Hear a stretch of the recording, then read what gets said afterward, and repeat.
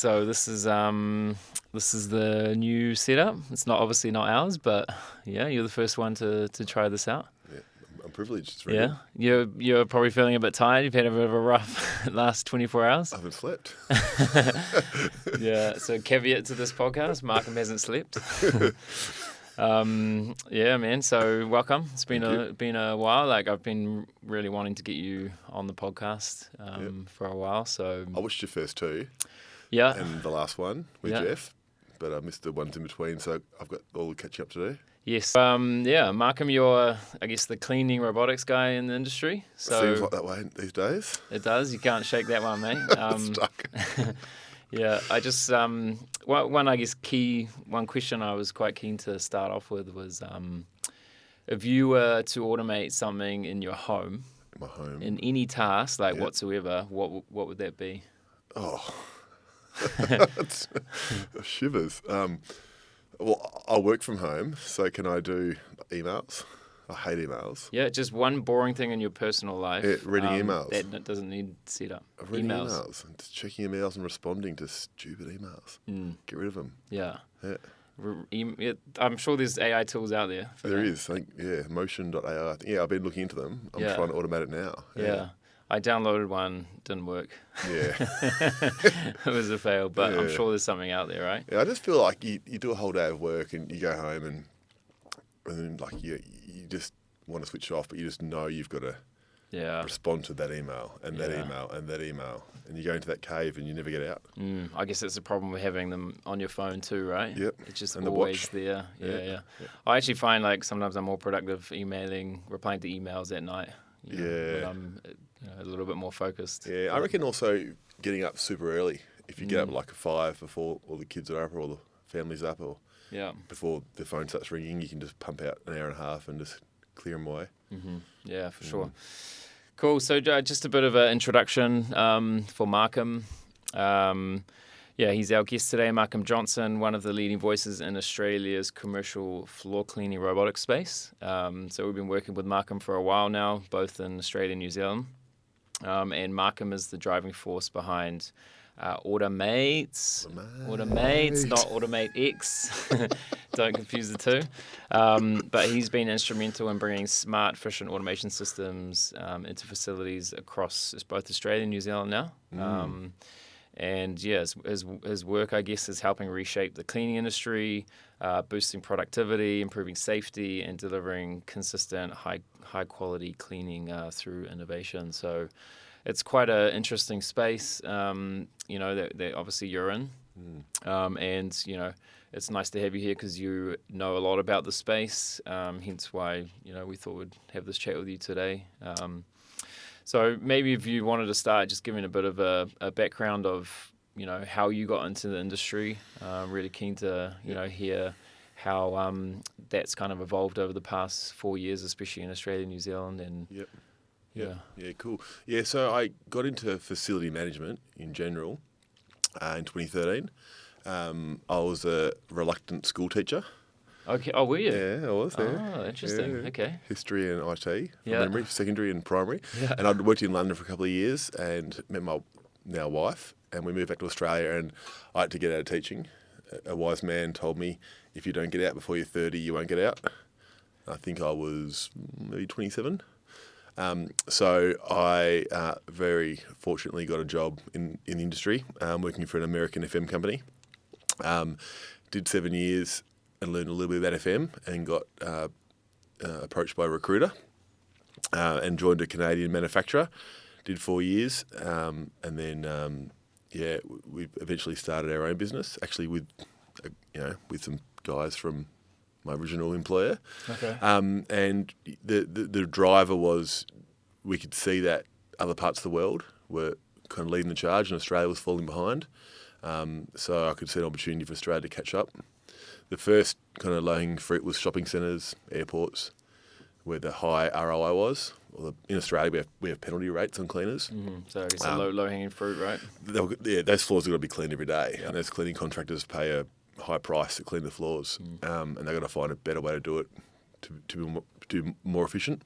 Because their clients, the airports and the shopping centres, are asking them to be more efficient. And then we kind of eventually got into the industrial space. That's how I met you. Yeah. I actually can't remember. It feels like so long ago. How we even met. I have no idea. I reckon I first had a good chat with you at a shopping centre here one night. Yeah. Probably 4 years ago when you first joined Automaate X. Yeah, that's 3 or right. 4 I years think ago. we one of the big shopping centres, we met down there and late at night and had the robot running around. Had a little bit of backpacking adventures. That's right. I say back in the day, but it was probably a year or two ago now. I think 3 at least. 3 at least. At least 3. Yeah. You mentioned there that like you felt Australia was falling behind in the automation space. Do you feel that's still the case? Do you feel like it's catching up a bit? Well, my view is probably a bit different to the view you have because you might be more in the working with the innovators. I think in facilities management we are, and there might be drivers in other regions of the world why they're more ahead. Like for example, Singapore, for a number of years and probably still now, have a big kind of rebate from the government to automate cleaning. That particular country has a lot of migrants come in, and they live in these kind of areas, and they're doing service work. So the government was incentivising people to bring in automation, cleaning, waste, landscaping, any automation they could to reduce the burden on the country to bring in migrants to fill those roles. Other countries, like those Scandinavian countries, had higher wages, so they were kind of ahead of us, I felt like. I feel like Australia, especially in facilities management, which is kind of my little world, seems to be a little bit slow to adopt, and they really want it to do like a lot of validation. They might dip their toe in with a little task or a little, project. But some of the people I've worked with who have been more aggressive and are now reaping the rewards. Yeah. But it's few and far between. I feel like people are pretty slow here. Yeah. I 100% agree with that. It's the same in most of the automation verticals that we deal with.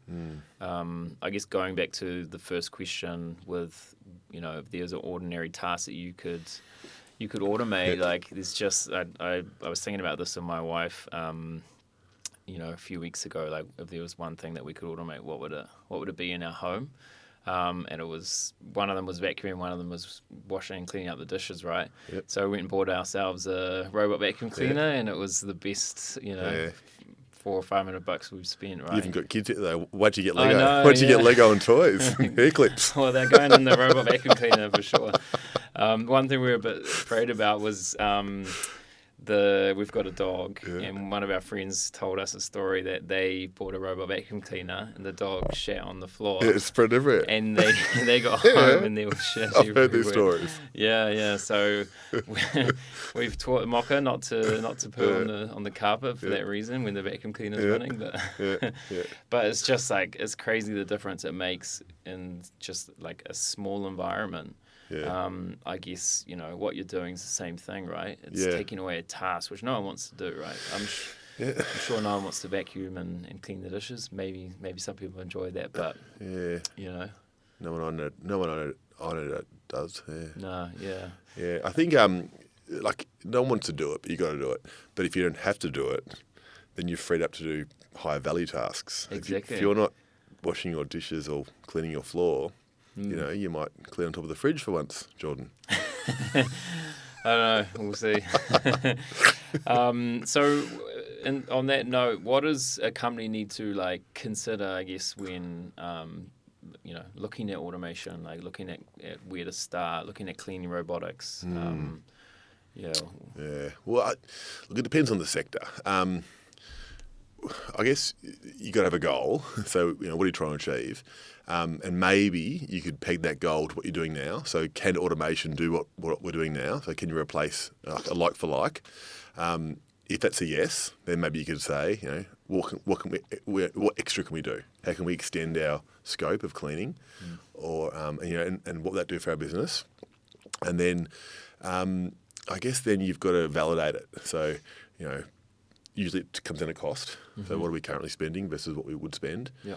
And then there's a lot of indirect benefits. So, cleaning floors is pretty mundane, and it might not be that obvious the benefits, but there can be health and safety outcomes that you might not think about through cleaning. There could be environmental outcomes.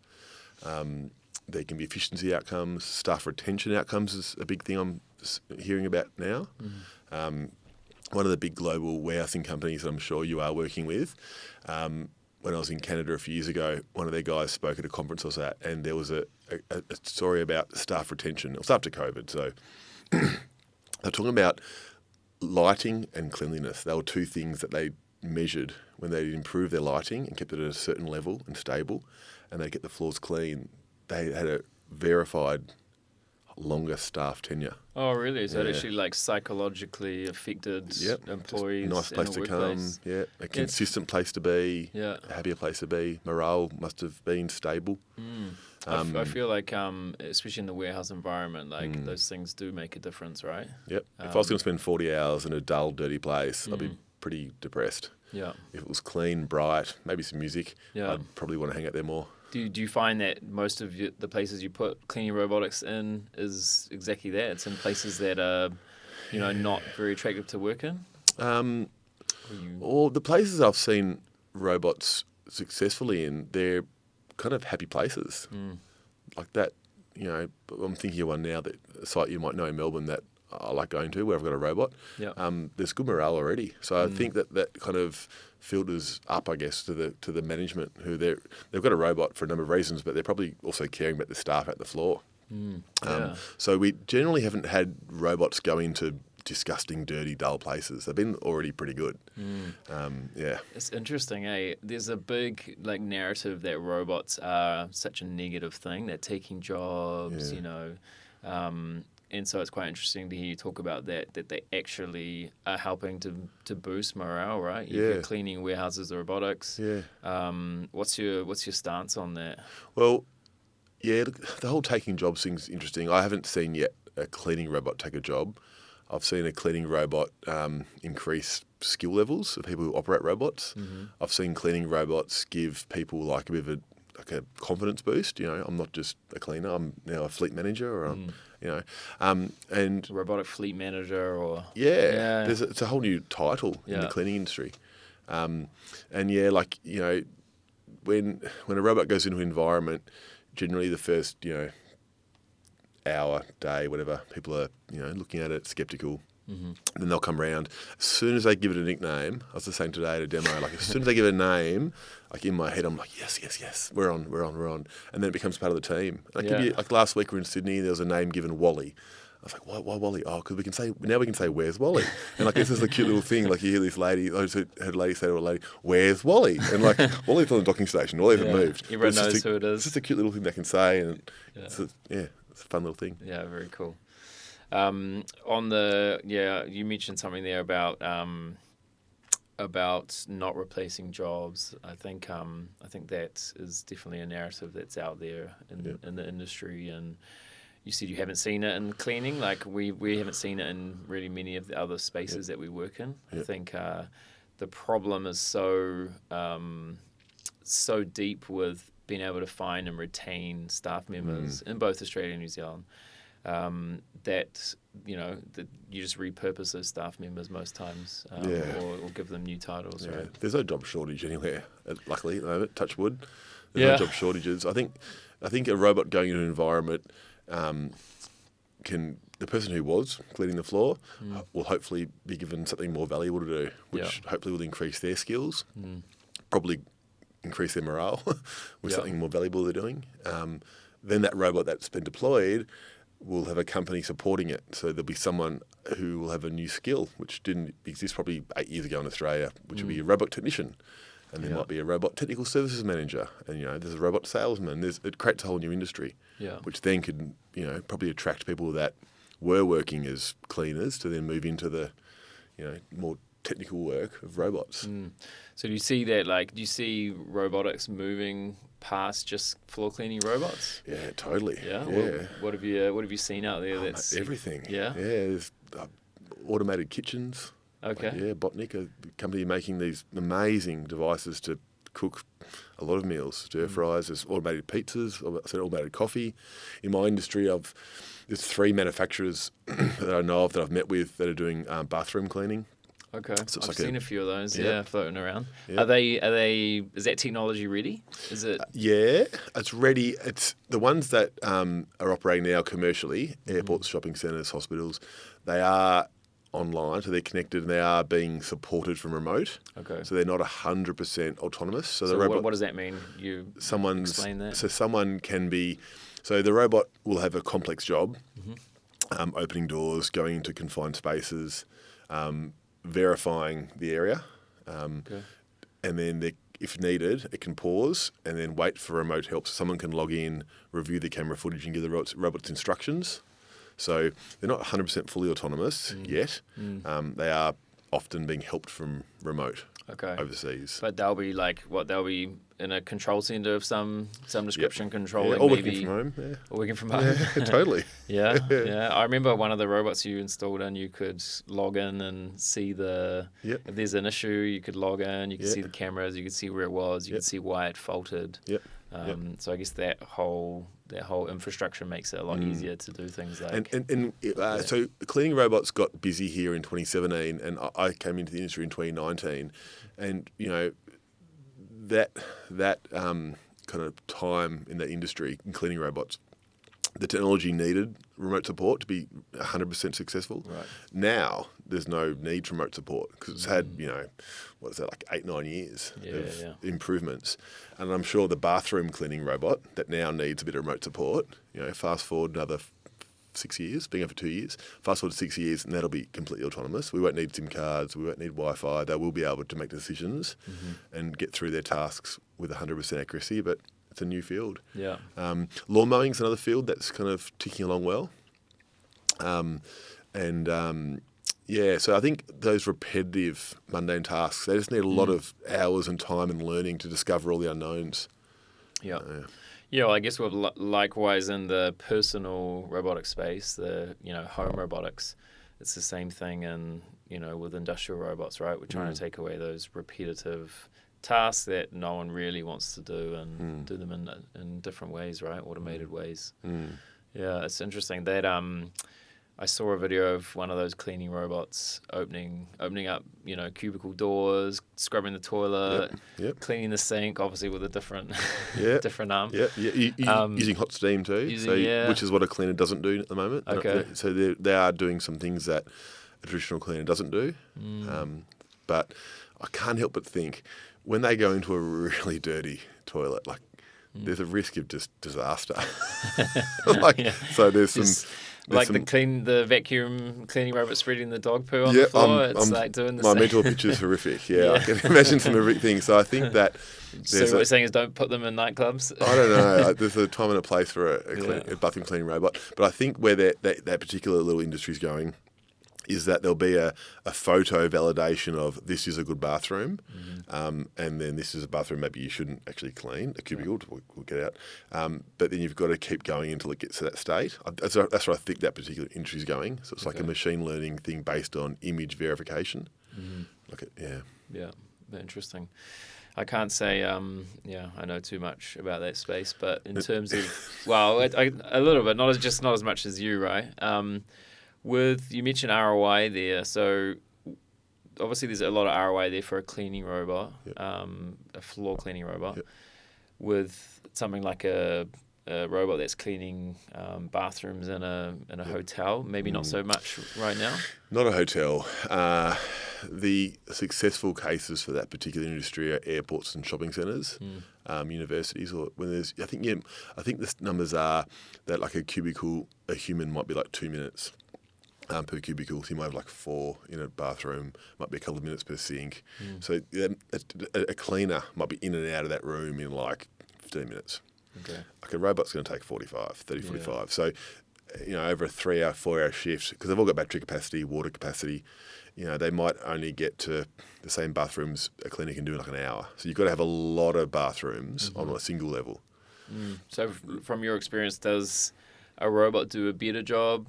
Slightly bathrooms. Well, of bathrooms or floors. Look, I think floor cleaning over an extended period of time, a robot does a better job. Okay. A robot does a consistent coverage. It doesn't clean with emotion or memory. So a human, like when I started actually in 2019, it was a cricket World Cup. And like I was just trying to soak up information flat out. So I was going to shopping centres, doing demos, but also watching how people clean floors. I thought you were about to say watching the cricket. Oh, no, but I saw guys on a ride-on watching the cricket. Oh, yeah. Yeah, and they were supposed to be driving in straight lines to clean, Oh, wow. supposedly 100% of the floor. They were cutting corners. Like there was, they've got to remember where they've been. The robot methodically does. Right. We're hitting like averaging 95% floor coverage. Yep. I'm not sure what a human averages. It can't be 95. I know clients of mine in the past have reviewed CCTV footage to see how much they actually get, and it's not 95%. No. No. Wow, okay. Yeah. So over time, the floor appearance, the shine will rise, the floor, the gloss. Over time, the floor should be consistent. Where a robot, is inferior to a human, if a robot goes over the floor once and there's still a stain, the robot doesn't know that. The robot's not having a camera go behind it to verify that stain's gone. The human will just look back over its shoulder. Oh, yeah, that's a deep coffee stain. I'll just do a U-turn and scrub it again. So there's examples where a human's going to be superior. But overall, I think robots do better. Yeah, because it outweighs all those negatives, right? Yeah, overall. Yeah. Over the course of a year or 3-year period over the course of a 5-year cleaning contract, I will back in a robot. Let's say over a 7, 8, 9, 10,000 square metre zone, a big shopping centre, airport, school, whatever, I'll back in a robot over a human. So where are you currently putting robots in at the moment? I guess what's like, you mentioned shopping centres and airports. I guess that's the, probably the place to start if you're looking at selling robots. But I imagine most of those types of businesses already have cleaning robots. Where do you see them kind of going into and developing over time? Like, is there maybe sectors of the industry that wouldn't have looked at them 3 or 4 years ago that are now starting to pick them up? Well, let's look at last week, this week, and next week. It's all warehouses. So last week in Sydney was a very large food grade warehouse. The solution there was to support the cleaning of walkways. The HACCP food auditors come in and they walk the walkways, and they do have a ride-on cleaning machine for the aisles. It was in pretty good condition, but the walkways were, not so clean, and that was because the big ride-on couldn't get through the gates. So luckily, our solution could go under the gates and clean all the walkways. I saw that video on LinkedIn with your little robot going underneath. Yep. Yeah. Okay. Yeah. Cool. Yeah. So the gates are actually that particular customer is probably one of the world's biggest warehousing companies. Well, definitely in our region they are, and they actually grinded off some of the fence, so the gate supports, so our robot could actually get under. So I think we need 60 centimetres of coverage, and so they modified their gates. That's how important it was to them. So now they can really comfortably know their food audits will be fine. This week, that was last week. This week we're in New Zealand doing a lot of warehouses. Yeah. Some are food grade, some aren't food grade. Next week I'm in Brisbane, part warehouse, part supermarket, actually in a childcare centre. So a bit of variety up in Brisbane. Yeah, cool. But yeah, a lot of concrete floors at the moment. Yeah. Yeah, I think with the cleaning robots, like we find it's a really easy way for a company to start on the automation journey. I think if you look at like a lot of these warehouses, especially, there's so much to automate, and it's kind of like one of those things that seems like a bit of an easy win. Yeah.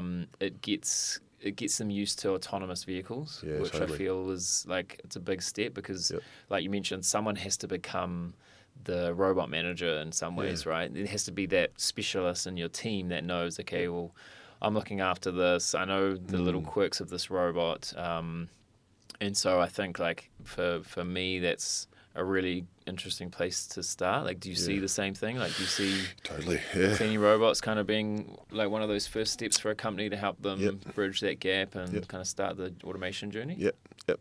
Well, today's demo, there was at least 12 people there. No one had heard of the acronym SLAM. So I did my little Spider-Man in New York analogy. What's SLAM? You've heard that. Yeah, sorry, SLAM. Yeah, so we kind of, I feel like the cleaning robot is at the front line, going in first, over the trench, explain to people how robots navigate, how they think. I always say the best thing to do about it when you learn about robots is learn what they can't do first, learn the limitations. So it could be vision, it could be software, it could be hardware limitations. But yeah, you're right. Like these warehouses, they're a big space. Some warehouse solutions, are well over $1 million. we heard about one today in I think England that was $75 million. So that, huge tasks. And a cleaning robot solution can be as small as $6,000 per year over 4 years. Like they're budget solutions solving a problem, and through that kind of small scale project, the site are going to get exposed to autonomous robots, and they're going to start learning acronyms like SLAM, and they're going to start looking at data, and they're going to start analysing, and they're going to start thinking, how else can we use this robot? And then maybe they'll think, well, hang on, how else can we use that? I've seen this other robot on LinkedIn, or I listened to a podcast and I heard about the robot can do this now. Why are we still using humans? We solved that problem with a robot, and so it's definitely a way for people to start for sure, and it solves a really quick problem. Yeah, and so ROI, is it generally? Do you see a typical amount of years of payback? Yeah, look, it depends if you're buying or renting, but a good rule of thumb is if you're cleaning your floor with a machine every day for at least 30 minutes, you're going to be able to fit in a robot to your budget. Yeah. It's a little bit easier in Australia, especially on a 7-day-a-week schedule, because we've got penalty rates in Australia. A bit trickier here. But then again, your cost of machines are higher in New Zealand. The manual machines that you either walk behind and push or you ride on. Yep. Look, the ROI, I just say to people, are you cleaning your floor every day? No. Okay, why not? And if you are cleaning, why are you cleaning every day? Oh, your food grade or pharmaceutical grade. Okay, so how often, how many hours a day? If they say anything more than an hour, then we can keep talking. And if they're not doing more of an hour, it's tricky. Depends what other... Well, if they're not doing more than an hour, there could be a reason for that. It could be a labour shortage. It could be a dangerous environment. Like some of those AMR cages, they're not cleaning because they can't put humans in the AMR cage. So then we can say, look, we have a solution where you can clean every day because you need to, but we don't need to send in humans. So there can always be a way around it. That's a big, a big achievement, right? Being able to clean inside a grid, an AMR grid. Yeah. There's some challenges. Yeah. We found that the AMRs, they're so smart, and they're like nearly too smart to allow other people into the grid. They know where each other are, but they don't know where we are. So hopefully we can sort out an integration soon, and they can. I'm sure they can talk like two robots can speak the same language, I'm sure. Yeah, clean in unison. There's actually a massive AMR installation in Australia, and one of the guys on site, he said that was one of his issues, it was one of his problems. He's like, if you could find a way to clean alongside or have the robots muster, the AMR robots muster, and then clean the grid. Yep. He said that's kind of what they needed, right? That was one of their biggest issues at the time. Yeah, we have, so the robot that we would propose in that does have open APIs. So the robot can be told to clean on command, either on command or on a time schedule. So the easiest way would be if you could program your AMRs to muster at 9 p.m. or 2 a.m., whatever, and at the same time they're mustering, we could send out our robot to do its clean. That'd be the simplest way. Ideally, the robots seem to be equipped, the AMRs seem to be equipped with LiDAR to the front, nothing to the left. So if they're running side by side, the AMRs do turn and can hit our robot. We have 360-degree vision. The AMRs don't have 360-degree vision because they don't need to. It's a controlled environment, and they're so smart. They know where they are. Yep. They're working so efficiently. They're mostly using navigation off the QR codes on the floor anyway. Yep. I feel that's an easy thing to do. If you've got there's integration there. There's you've got a command that tells your robot to start. We have scheduled deployments. Yeah. So we can go at whatever time we want, any day of the week, any day of the year we want. We can send commands now to the cloud portal, which can release the robot. Okay. So if you muster your AMRs, we'll muster our little cleaning robots. Yeah. Oh, the AMRs we use with Geek have a mustering function, so let's go. Yeah, let's try it. Let's do it. No, cool. Interesting. So, what's the next, steps for you and robotics? For me personally, or for the your business? I guess even in the industry.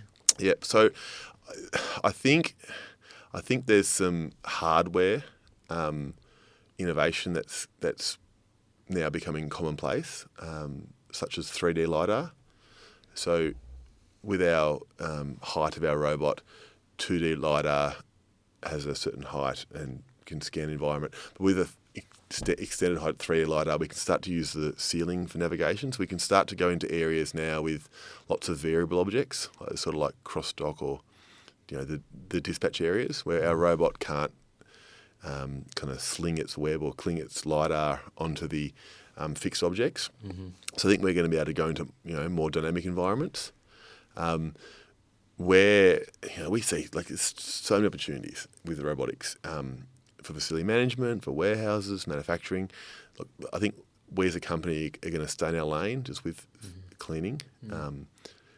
There's some exciting waste and recycling segregation robots, so we might tinker around the edges to support the facilities management industry. Yeah.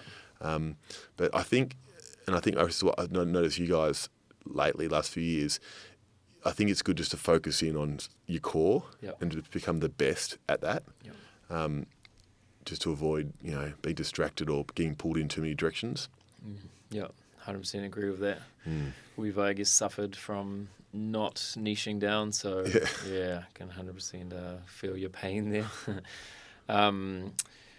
Do you think that I guess the journey you're on with cleaning robots will, I guess, open up other opportunities for you in that same space? Maybe. I feel like there's a whole kind of there's a whole sector, for example, defence. Mm-hmm. There's a lot of hurdles to working with government agencies because of data, but I think there's a lot of opportunity in Australia to develop maybe our own systems. We get nervous about using overseas data storage, overseas manufacturers, but I think in Australia, if we ever look at our industry, and let's say just the cleaning industry, there might be 12 of us. There might be 14. There's not many. Not many. No, there's not many. Yeah. And industry's small. Yeah, totally. And I feel like if there was a real opportunity for the Australians to get together, there could be something made, specific for the Australian government or something really cool in Australia. But at the moment, we're importing. All of us are importing robots. And we've got some good base knowledge here about the industry, but we deeply know our own jurisdiction and we know what it needs. So that might be an opportunity for us to work together to find something that we need here. Do you think you mentioned that Singapore have a government initiative to help with that? You think something like that would work in Australia? Well, I think the old GM Holden site in Melbourne might be taken over. Have been taken over. One that shut down? Yeah. Okay. So I think it's been taken over by Melbourne Uni. That might become the kind of robotics or advanced manufacturing hub. So I think the building blocks are there. Yeah, interesting. And what would that look like? It would be the 12 of you coming together and... I don't think we'll be students. I'll go to the student parties, but I think what it'll look like is it'll be some very smart young kids making stuff with a few kind of middle-aged blokes like me saying, make it do that. Yeah. There's a market there. Yeah, but do you think on the subsidy side, if there was there'll have to be a subsidy available to businesses in Australia that, they could, leverage the opportunity and get into robotics as kind of a first step? Yeah, and there probably already is. There probably already subsidies. Like Robotics Australia group that I'm a member of, that I'm going to advocate for you to join too. Yep. There's grants, and there's programs, and there's all sorts of support. I just think the cost of manufacturing here is high. So I guess we'll always have to import components. But I'm sure there could be some software development here, some data storage here. That'll probably be the two key things. Yeah. Do you think the grants would work for equipment imported from overseas? Well, I don't think we're going to make microchips here, are we? There'll be some things we're not going to make here. But yeah, I don't know. We're pretty small, mate. We're smaller than Texas. We're Texas has 31 million. Yeah, what are we at? Mate, you're talking to me, Kiwi. So we're smaller than Australia's tiny. Sydney, Australia's tiny. So we're never going to make everything in house. Yeah. But I think there'll be some. Yeah, at least the software and the data storage. and carefully selecting some components. I think we should be able to do a fair bit in Australia. Just the cost of labour is so high in Australia. So to get a cleaning robot designed, engineered, assembled in Australia, it's going to be astronomical. Yeah. The volume is just not here. We're not competing against... And we're not going to be able to export it. Yeah. So probably unlikely. Maybe in your space more than mine. Yeah, I got the same opinion on it. I think I don't see any ways that New Zealand or Australia could really compete in that space in the short term anyway. And it just probably goes back to that, how inefficient a lot of our processes are, how unautomated we are as a country, I guess. So as countries, I think New Zealand was in the bottom third of the most efficient OECD countries in the world. So, which is because you're always having fun. You're always at the wineries. I know, at the beach. Too much Friday beers. Too much rugby and fun wine and cheese and good stuff. Yeah, it's a good life. We work more and produce less. So maybe we're having too many, talking too much shit as we're trying to work. Maybe. What's the funniest or weirdest thing like you've seen, cleaning robots do? I saw something pretty horrible. It's not funny. It's weird. You're allowed to talk on camera. Am I allowed to say it? All right. I saw a robot go down the elevator. Yeah, not in person. I saw a video of a robot without cliff detection, thinking it was going straight and just go straight down the elevator. Oh, wow. No one was hurt. Yeah. But it was in a hospital. Okay. It could have been catastrophic, but yeah, that's pretty bad. What else? Nothing funny, but yeah, I've seen some curly situations. So how do you prepare for those sort of situations? It comes back to experience. Well, you make sure your robot's got clip detection. There's a lot of settings now with like virtual fences and solid walls, so you've got to really understand the settings. And like I said, when you get a robot, you've got to understand the limitations. So what it can see. So if a LiDAR beam's shooting straight and there's no clip detection on the front of the robot, you've got to understand that there's going to be a limit to what it can do and think, and how it can think, rather. So yeah, look, you got to understand the settings you've got to use and make sure your robot's got the right settings. Yeah, I've heard some pretty crazy stories as well, which I probably won't share on camera. But no, interesting. So if you were a facilities manager for a warehouse, what would you say are the things that you need to do to prepare for something like a cleaning robot?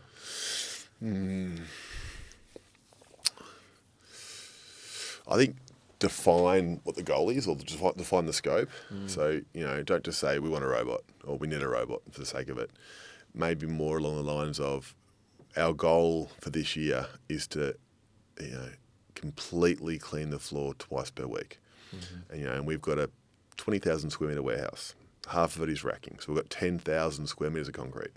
And we're only operating Monday to Friday. So how are we going to do this? We've got 10,000 square metres of concrete. We've got it twice a week. How are we going to clean 20,000? And then work back. So with a clearly defined scope, then you can work backwards. As you work backwards, you're going to come across the challenges like, okay, we've got too much debris. So why have we got debris? Is it timber pallet chips? Is that coming because we have ship pallets, or is it coming because our forklift drivers are in a rush? What's going on? It could be a lack of Wi-Fi. Okay, so why can't we get connectivity and data? Okay, so do we need to do a Wi-Fi review? There could be a number of things. But I think it's a pretty simple thing, cleaning robots. We're not doing anything too complex. We're never going to pretend we are doing things too complex. But I think just clearly define the goal. And then there's so many robots to choose from. Like we've got, there'd be dozens of manufacturers now. And they've all got their positives and negatives. They've all got the different battery sizes, water tanks. Some are using water filtration, some aren't. Some have docking stations. Some have cylindrical brushes that can pick up debris. Some are just debris sweepers only. So yeah, once you kind of figure out what you need to do, there will be a solution out there. It's just finding it. Yeah. And so where does someone go to find out that information? It's just a lot of research. Yeah. It depends on there's probably there would be independent consultants out there that would have a big grasp on the industry. I'd say you could speak to your industry peers and figure out what they've had success with. There'd be a number of people who'd be wanting to offer free trials to hopefully win your business, but also they want to test their unit out in that unique environment. And like half the demos and trials I do, they're as much for me to learn as a customer. So we do a trial not with like a, hey, if this works, you got to buy it. It's more like, I want to figure this out too. And we eventually do. Yeah. Yeah, cool, man. If like in someone in the case where they're like pitching this to their management, like do you kind of help facilitate that? Like what's kind of one key thing that you need to provide someone in a warehouse space to be able to get it across the line? Is it the ROI? Yeah, it's always back to money. Yeah. It's always back to money. Unless there's been like a safety incident or unless there's a drive, like a 5S initiative program in place or there's something on sustainability. It's always better cost. I've seen a few robots be deployed to the robot increases cost, but there's a perception for the warehouse's customers. So they might have customers doing site visits, and that could be a real boost. So the manager might think, I'm up against, my competitors in my industry. When a new person comes to town and needs a warehouse solution, when they're doing site visits, I'm a much more bigger chance of winning this if I can be seen to be more, using tech and be more advanced than my peers. So, like the manager's kind of sales heart could be appealed to, but it'd have to have an ROI behind it. Yeah, we were talking about this today, actually, this morning, how automation can actually be a way of making your business like very attractive. In terms of acquisition or just even being that industry leader. A lot of the successful, more innovative companies that are using automation really try and leverage and push the automation in the market. Like, we're using it, we're more efficient because of this. And in fact, like, we've even seen some of our 3PL customers win contracts based off automation. So, and I think that's things that companies often don't think about, right? They're not necessarily like thinking, okay, well, this could have other ROI benefits for our business outside of the, look, you're, potentially replacing a ride-on, person with a robot. So do you do any like work with that sort of thing in your space? It's just it's a bit wishy-washy. Like, but there's no like data behind it, and Correct. It's hard to kind of. You can't. Yeah, you can talk about it and you can give examples and you can try to appeal to that, but. Yeah, that they've got to drive that. I think there's a real angle at staff retention though. Like if we could somehow quantify what a staff member costs when they leave, there could be some hiring costs. There definitely will be some training costs. There could be some downtime. There could be a higher risk of an incident with a new staff member. Yeah, there's definitely some data there we could play with. But that whole kind of like marketing piece, is it right, but it's subjective. It's pretty subjective to the person who's making the decision. Like I'll advocate it for all day long. I'll always advocate for it, but whether it's taken up. Cool. Well, I guess thanks for coming on the podcast. I've been wanting to do this for a while, so I appreciate you. Thanks for having me. Flying over to New Zealand and doing the podcast. Yeah. That's not why you flew here, but... Mate, happy to. Love to do it again. And I guess we're on our side, we're looking forward to doing a few implementations here in New Zealand, and I think we've got a couple of opportunities in Australia. They really work quite well together with what we're doing in the warehouse and manufacturing spaces. So. Yeah, I think with your solutions, you've got a real need to remove dust from the environment and keep the floor safe and clean. You're going to have much longer, much better longevity of your systems. I think also, they complement each other too. So whether one goes, I think it's good for the cleaning robot to go in first, like you said before, to educate people about robots. Yep. But they're used to it. The staff understand what it does. Yeah, it's a good first step. But there must be is there any data you've got on how your systems can last longer, even if it's another year or another 6 months? Like the value of that, exponential. And Yeah. missing QR codes from dirty floors, there must be some data on that.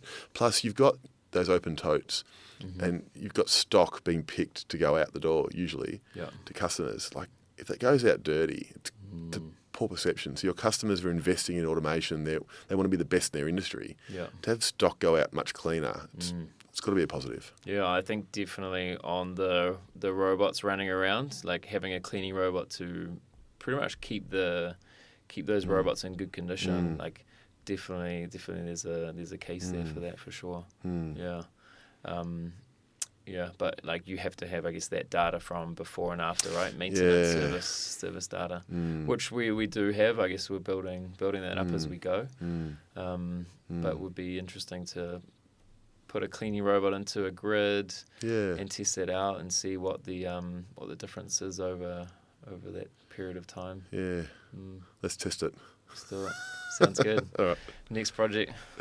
Done. All right. Well, yeah, thanks for joining us for the 4th or 3rd issue of OBX Talks. And, yeah, looking forward to the next one. So thanks, Markham, for coming on. Thanks for having me. Cheers. Cheers, mate. Thank you. Thank you.